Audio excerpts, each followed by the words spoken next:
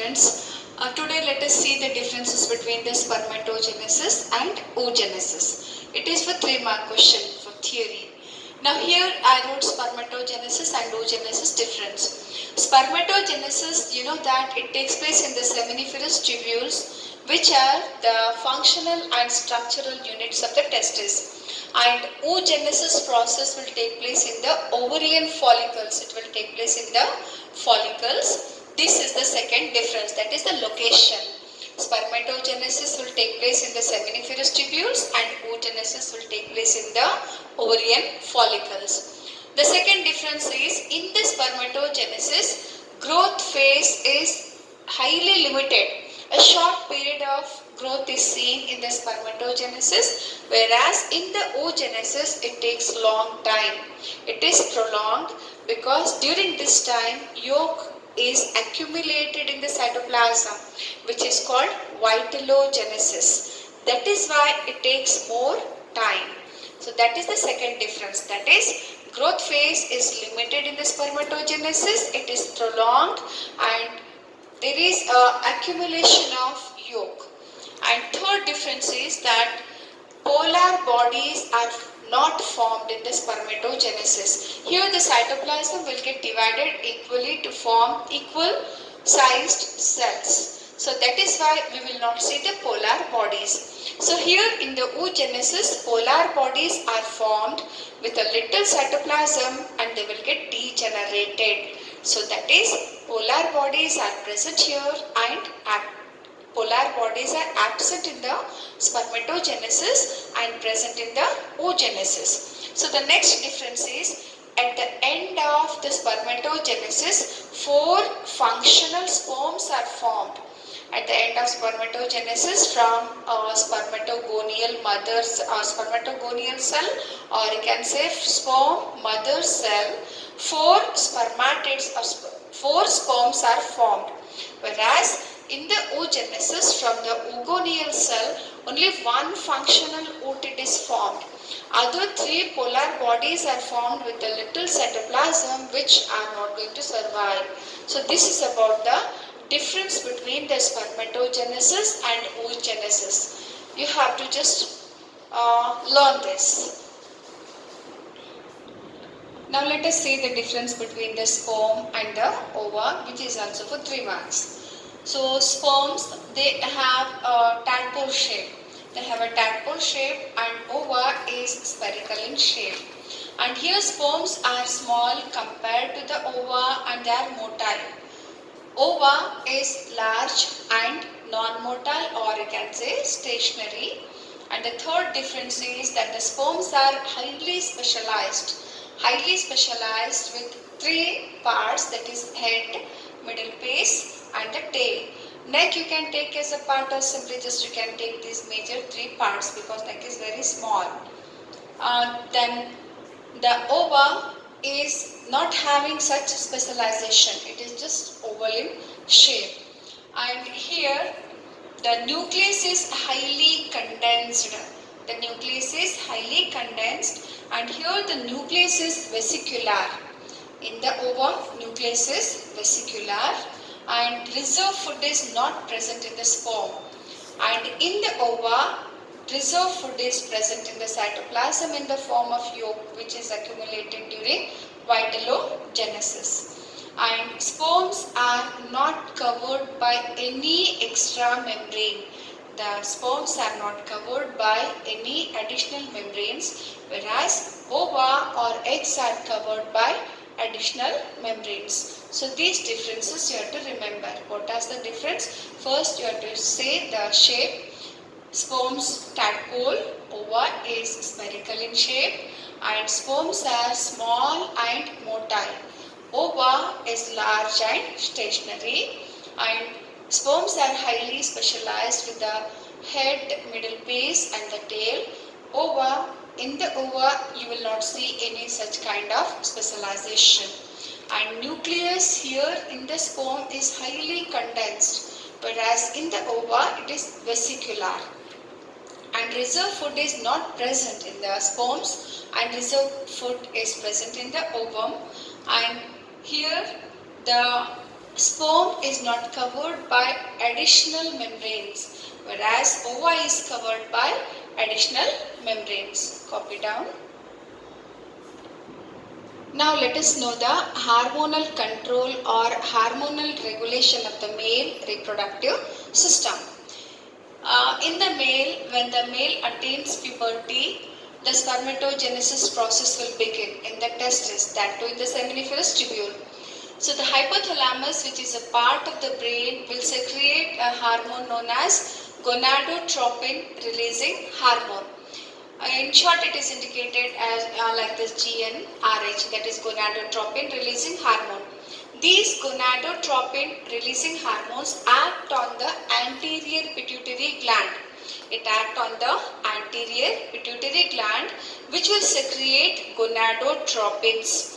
Gonadotropins, gonadotropins, gonadotropins.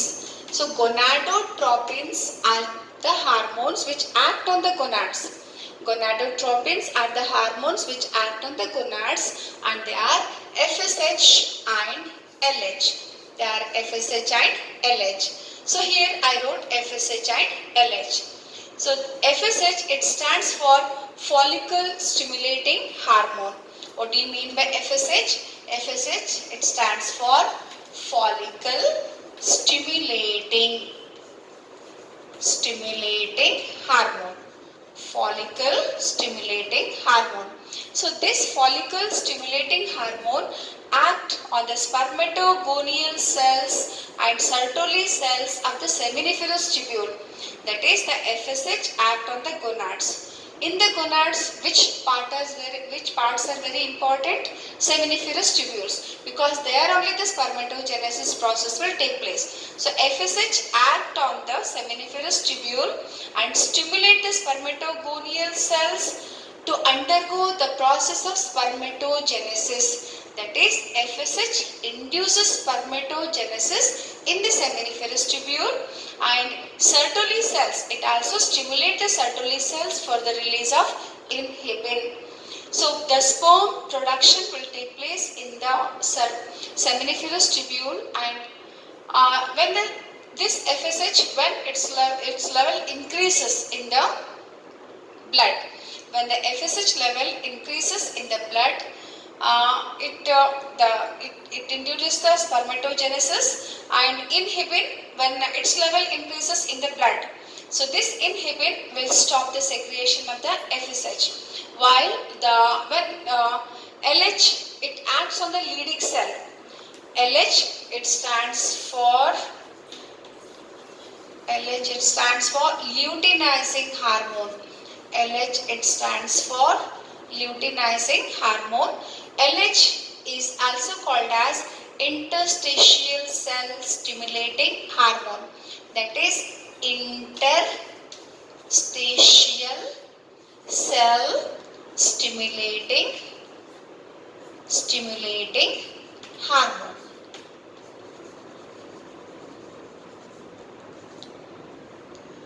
So where I was, the anterior pituitary gland also secretes LH. LH stands for luteinizing hormone. It is also called in the male as interstitial cell stimulating hormone, because it will stimulate the interstitial cells which are present between the seminiferous tubule. So they are also called as Leydig cells. So it will stimulate the Leydig cells, and these cells will secrete the androgens, that is male sex hormones. And in these hormones, testosterone is a very important hormone which will control the male characters. Maleness of the male body, testosterone will control. And increase in the level of testosterone will inhibit the LH. So that is how the hormones will regulate the functions of the male spermatogenesis. Now let me repeat once again. So in the male, hypothalamus will secrete the gonadotropin releasing hormones, and these gonadotropin releasing hormones act on the anterior pituitary, and this anterior pituitary will get stimulated and will secrete. It will produce and secrete FSH and LH. FSH stands for follicle stimulating hormone. LH stands for luteinizing hormone. This FSH act on the seminiferous tubule, especially on the spermatogonial cells, and induce spermatogenesis process. So this induces sperm formation in the seminiferous tubule, and Sertoli cell, it stimulates Sertoli cells for the release of the inhibin.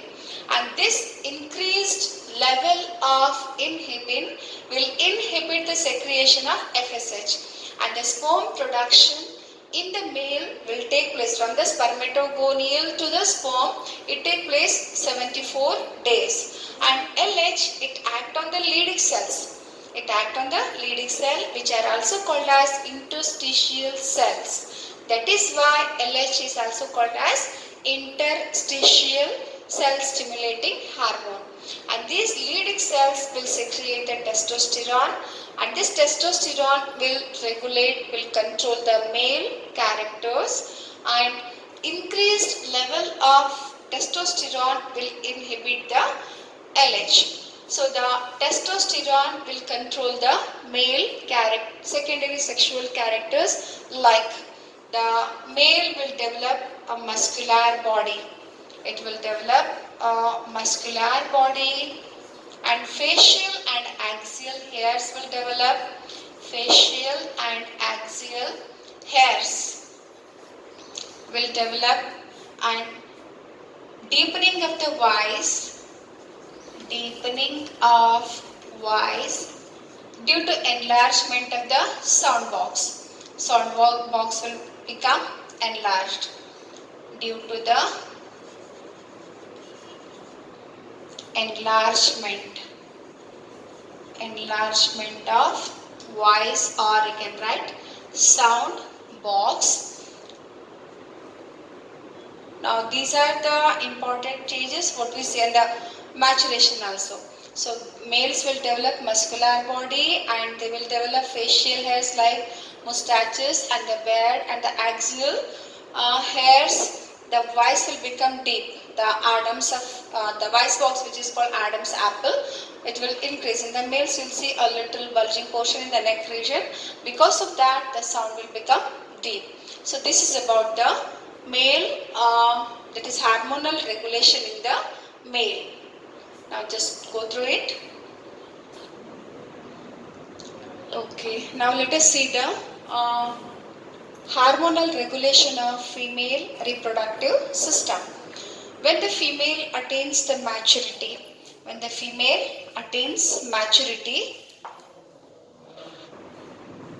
now let us see the hormonal regulation of the female reproductive functions. So in the female, when the female will mature, the gonads will mature at the time, the hypothalamus will secrete gonadotropin releasing hormone. Hypothalamus is the one which will control the ovulation and menstruation in the females. And in the female, hypothalamus, anterior pituitary and ovary, these three together will regulate the reproductive system. So this gonadotropin releasing hormone act on the anterior pituitary gland. The gonadotropin releasing hormone act on the anterior pituitary gland and stimulate for the release of gonadotropins. I already told you what are gonadotropins. Gonadotropins are the hormones which act on the gonads, and in the human beings two gonadotropins are there, that is FSH and LH. You know already what do you mean by FSH, that is follicle stimulating hormone. So this follicle stimulating hormone act on the ovary, and it will stimulate the development of ovarian follicles. So under the influence of FSH, the ovarian follicles will undergo different stages like primary follicle, secondary follicle, tertiary follicle, and then it will form the Graafian follicle. So these growing follicles will secrete the estrogen, and you know that estrogen, it is a female sex hormone, and this female sex hormone will regulate the secondary sexual characters in the female. So the increased level of estrogen will inhibit the secretion of FSH. increased level of estrogen will inhibit the secretion of FSH. Meanwhile, increased level of estrogen will increase the FSH level.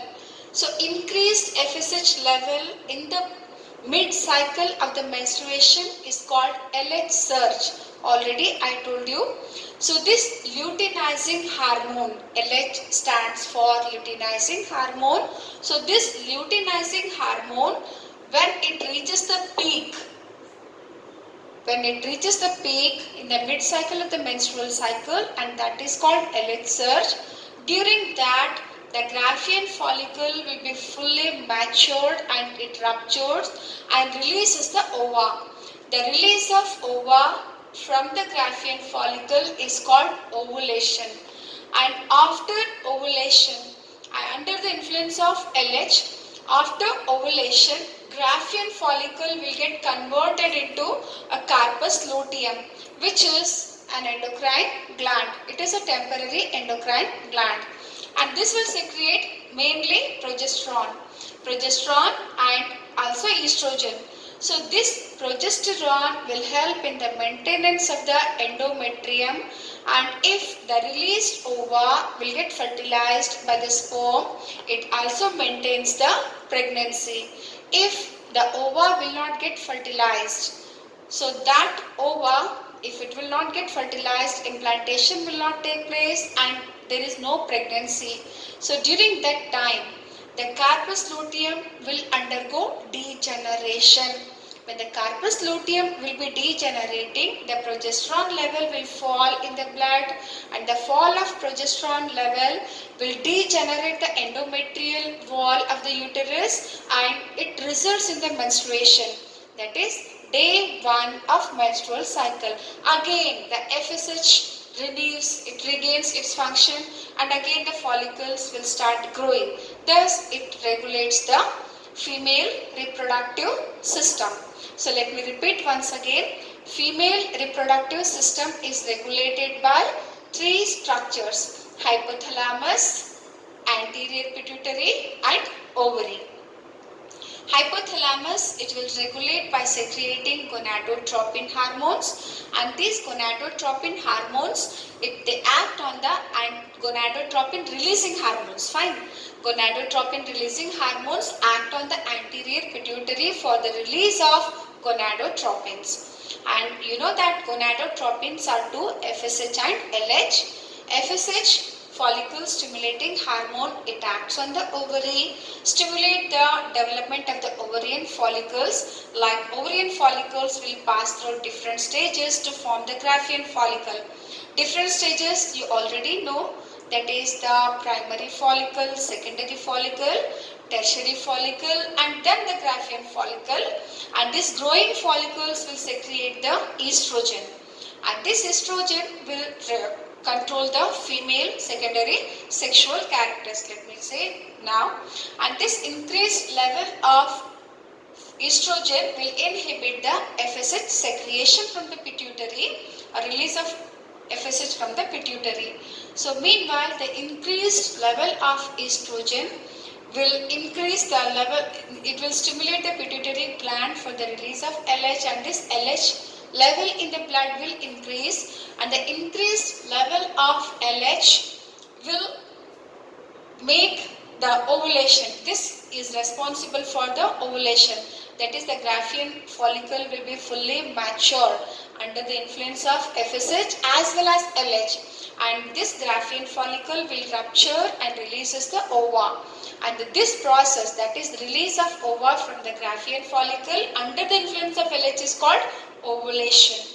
And when the ova is released, the remaining Graafian follicle cells will form a temporary endocrine gland called corpus luteum. This corpus luteum will secrete progesterone.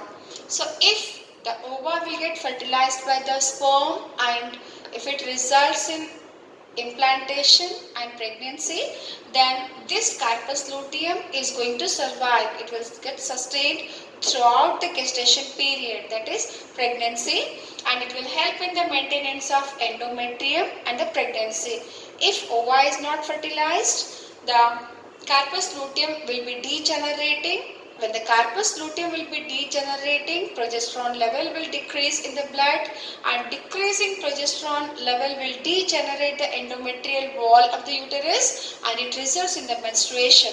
Thus, it renews the cycle by secreting the FSH. So I told you that estrogen will regulate the secondary sexual characters in the female.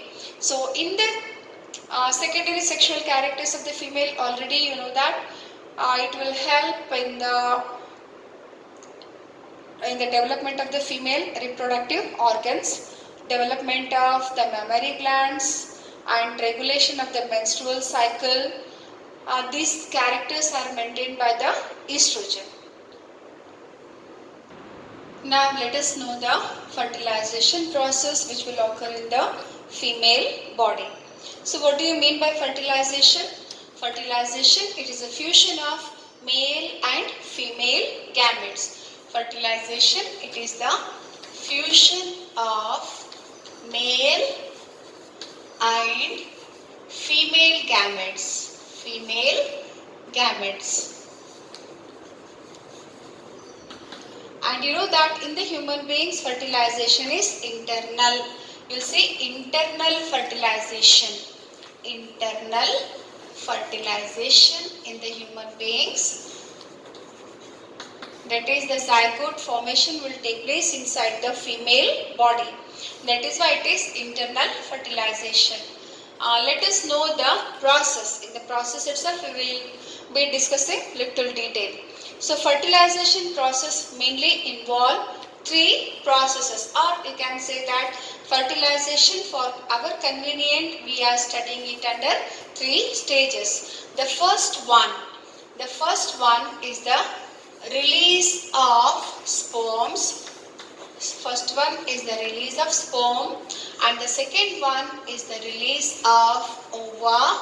Release of ova or egg which takes place during ovulation, and the third one is the fusion of male and female gametes. Fusion of male and female gametes. So these are the three stages which we will read under the heading of fertilization. That is release of sperms, release of ova, and fusion of male and the female gamete. Now let us know the first one, that is the release of sperms. You know that sperms are produced in the testes in the male body, and sperms, they are deposited in the ampulla. So during insemination, during coitus, sperms are released in the female reproductive tract. That is, during coitus. Sperms are deposited. Sperms are deposited in the female reproductive tract. In female reproductive tract.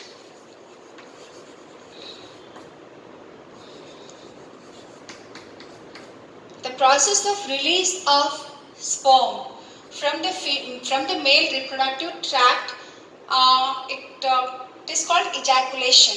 So during coitus, ejaculation takes place. Ejaculation, and during ejaculation, the 3 to 4 ml of semen is released. 3 to 4 ml of semen is released. And you know what do you mean by semen?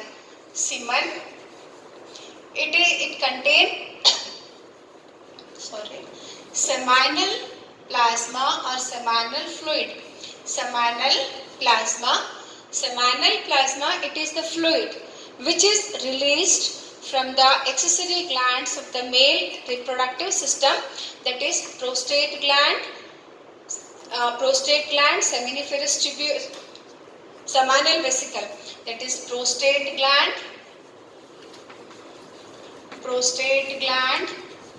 seminal vesicle, and bulbo-urethral gland. urethral gland. So these accessory glands will release the seminal, they produce the seminal plasma, and when the sperms are passing through the ejaculatory duct, this seminal plasma will get mixed with the sperms, and thus it forms the semen. So seminal plasma and sperms. And this seminal plasma, it mainly contains fructose, a nutritive fluid, and calcium ions, and certain enzymes. So these are the contents of the seminal plasma. So semen, nearly 3 to 4 ml of semen is released during each ejaculation, and this contains nearly 300 to 400 million sperms. It contains 300 to 400 million sperms. If per ml, if a person release less than 20 million sperms per ml, then that person is considered as sterile. So the sperms are released during coitus in the female reproductive tract, and during each ejaculation, nearly 3 to 4 ml of semen is released in the female reproductive tract, and this 3 to 4 ml of semen contains nearly 300 to 400 million sperms. And semen, it is a fluid which contains seminal plasma and the sperms. Seminal plasma, it mainly contains fructose, calcium, and certain enzymes. So now the sperms are released in the female reproductive tract. The released sperms have to travel from the vagina, cervix, uterus to the fallopian tube. Up to there it has to travel.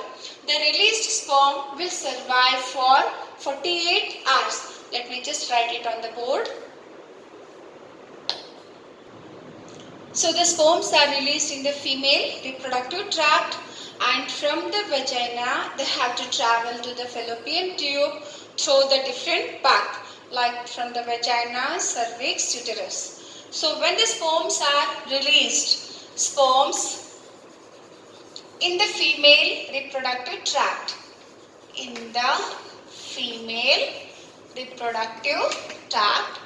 it has to face certain barriers, and also certain factors will help for the movement of the sperm in the reproductive tract. Like the helping factors are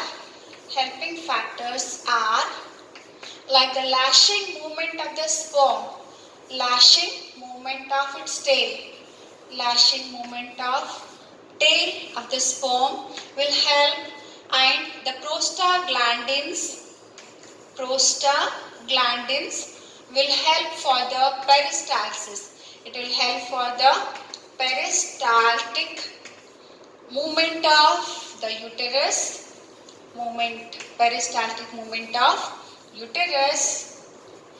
and aspiratory suction force is developed in the uterus. Aspiratory suction force, that is sucking force. Aspiratory suction force of the uterus will help in the movement of the sperm towards the fallopian tube. So here in the prostaglandins will stimulate the female reproductive tract for the movement in opposite direction, which is called peristaltic movement. Already you have studied the peristaltic movement, that is the rhythmic contraction and the relaxation of the smooth muscles in one particular direction. So these factors will help for the movement of the sperm. Now the barriers, the factors which will oppose the movements are like the thick endometrium, thick endometrium. You know that during the menstrual cycle. During the menstrual cycle, proliferative and ovulation periods. During that, the endometrium will develop a thick foldings. It will develop a thick foldings, and so both the side thick foldings are developed, and through these the sperm has to move. So these foldings will they form the barrier for the movement of the sperms into the uterus. So thick endometrial wall will form a barrier, and the next, the acidic pH of the female reproductive tract. The acidic pH of the female reproductive tract is also hinder for the movement as well as survival of the sperm. And then next, the phagocytic cells. Phagocytes which are present in the female reproductive tract also forms the barrier. So these are the barriers and these are the helping factors. With this, the sperm has to approach towards the fallopian tube. So out of 300 to 400 million sperms, some sperms only will get success in reaching the fallopian tube. That is why in the male, to avoid the risk, the nature has designed the male body to produce large number of sperms. Now let me go to the next step, that is the release of ova. The released sperms, the sperms which are released during insemination, that is coitus, and they are deposited in the female reproductive tract, I told. So the sperm will survive the lifespan or viability of the sperm. Let me write. Viability of sperm is 48 hours. 48 hours. Now let us go, when they are released, they will be alive for 48 hours. Now let us go to the second step, that is release of ova. Actually this we have to take first. Let it be release of ova or egg. You already know that ova is formed in the ovarian follicle, and after the maturation of the follicle, that is the Graafian follicle, ova is released during ovulation. Ova is released during ovulation. That is ovulation help in the release of ova.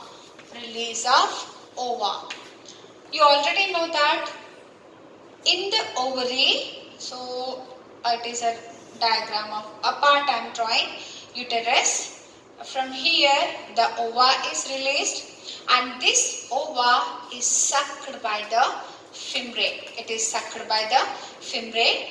Ova is released in the body cavity. Because of the presence of the fimbriae, it will suck. It will create a suction force, and this ova will enter into the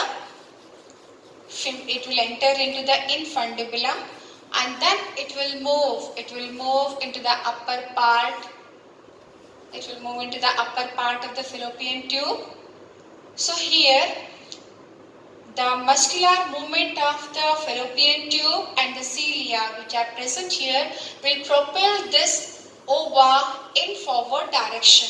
So this ova from the infundibulum, it enters into the isthmus and the ampulla.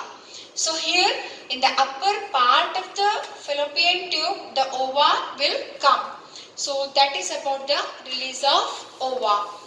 So what you have to remember in the release of ova, ova is released during ovulation, and from the ovary, it is sucked by the fimbriae,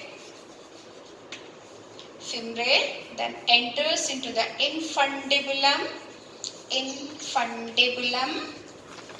and then it goes to the ampulla, ampullary isthmic junction, ampulla, isthmus, and there in that is the upper part of the fallopian tube. That is upper part of fallopian tube. So the ova which is released is viable. It is viability of or lifespan of the ova. The viability of the ova is for 24 hours, 18 to 24 hours. We will take it as 24 hours. It is going to survive for 24 hours. Now let us go to the fusion of male and female nucleus.